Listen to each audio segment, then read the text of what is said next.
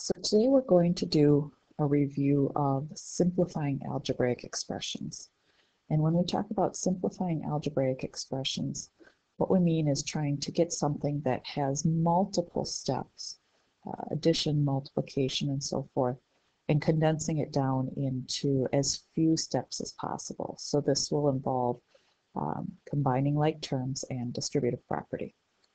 So the first thing that we need to ask ourselves is, what are like terms? And like terms really just means that they have the same variables with the same exponents. Or in other words, the only difference is their coefficients. So if we look at all these different terms here, I can see right here I have a 5x squared and a negative 5x squared.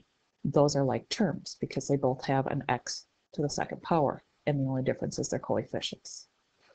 3x and 19x are like terms. Again, their only difference is their coefficient. The variables and the exponents on them are the same. 5y has the like term y, and 8y. Those all have just a y. This one doesn't have a coefficient on it, but when you don't see a coefficient on it, what that means is that the coefficient is actually 1. This is 1 times y, just like this is 5 times y. Finally, we've got our xy and yx. Now, I know they look different, but remember that because we can change the order of multiplication, that's our commutative property, and this just says 23 times y times x, we could rewrite this as 23xy,